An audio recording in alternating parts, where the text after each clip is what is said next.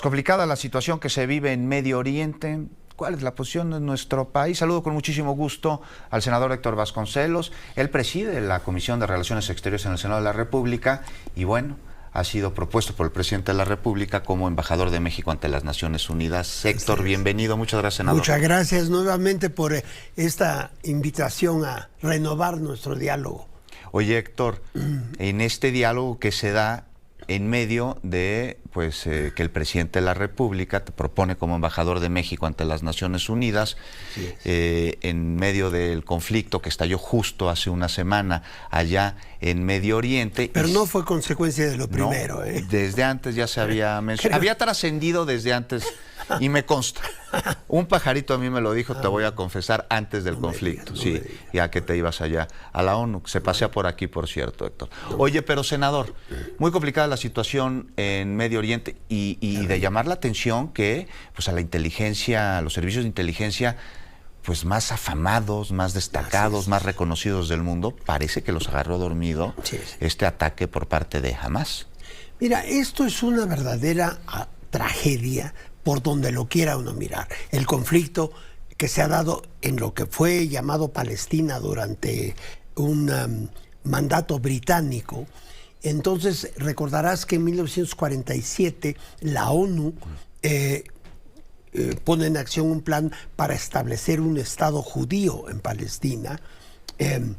Y ya desde 1948 empiezan los conflictos armados entre las dos partes. Yo recuerdo que desde que yo era niño ya era un tema internacional y me ha acompañado a lo largo de toda mi vida y a toda mi generación. Entonces es una cosa terrible porque pasan los lustros, las décadas y no parece encontrarse una solución de fondo al problema.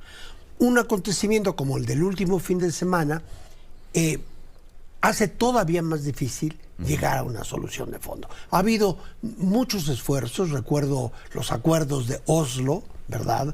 En fin, a lo largo de los años, desde luego resoluciones de la Asamblea General de las Naciones Unidas, que con frecuencia son vetadas por alguno de los miembros del Consejo de Seguridad.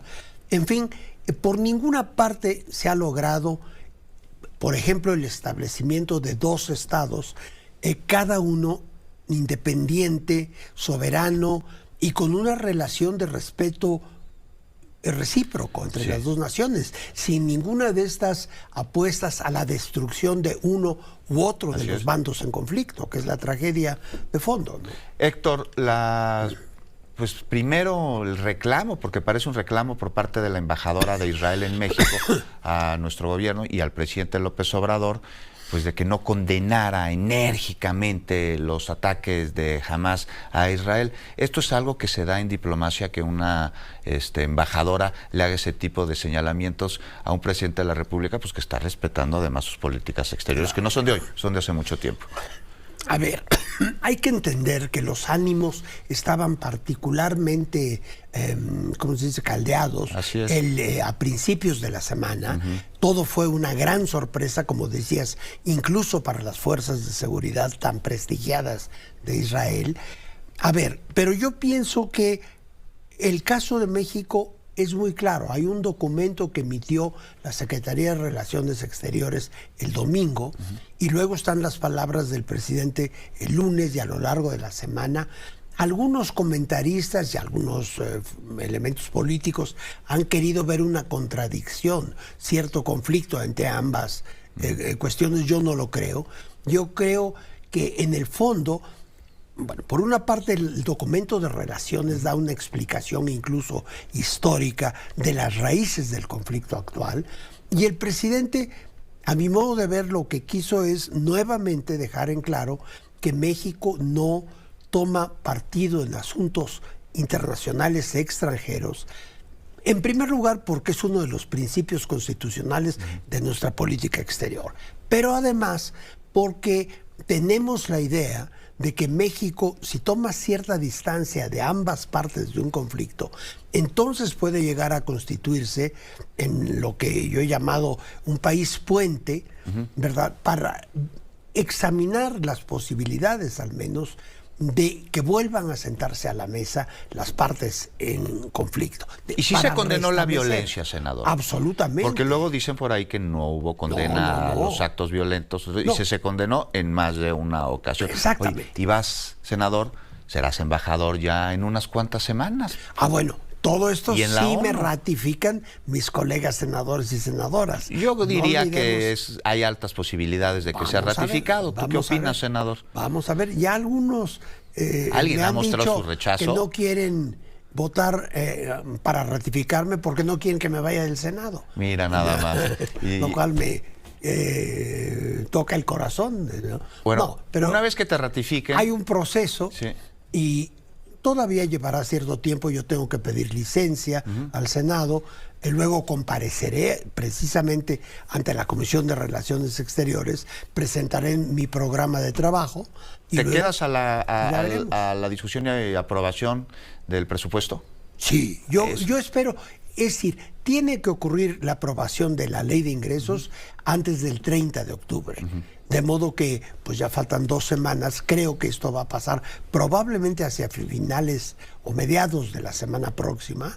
Así que todavía me tocaría ese tema, me parece. Y ahora que estés en la ONU como embajador, después de que te ratifique el Senado, si esto sucede, que así que va a suceder, senador, bueno, pues las discusiones me imagino que tendrán mucho que ver con el conflicto del que estamos hablando, el de Medio Oriente, y mucho se ha acusado a la Organización de las Naciones Unidas, incluso desde la tribuna presidencial en alguna mañanera, recuerdo haberlo escuchado, de ser un florero. ¿Tú qué opinas, Héctor? No, yo creo que lo que pasa es que la ONU tiene yo le llamaría un problema muy serio, que es el hecho de que quienes constituyen la membresía permanente del Consejo de Seguridad, que fueron los países que ganaron la Segunda Guerra Mundial, tienen el derecho a vetar. Cada uno de los países del Consejo de Seguridad puede vetar cualquier acción de la ONU. Esto ha implicado una limitación, una limitante para la ONU, que sería más efectiva si no existiese ese veto.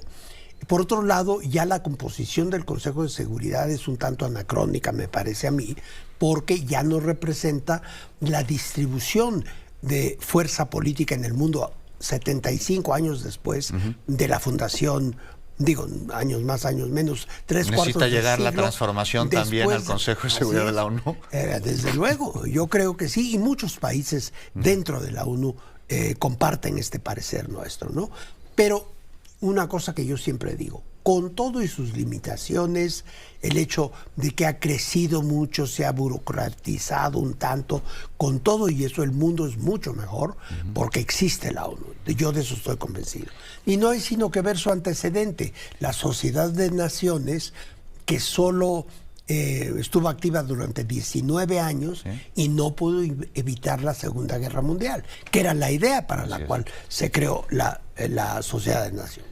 En cambio, pues sí se ha evitado sobre todo un enfrentamiento nuclear a lo largo de más de 75 años. Y años muy tensos, y además una participación de México tanto en la ONU como en el Consejo de Seguridad Nacional cuando ha participado, muy destacado, que seguramente tú vas a continuar.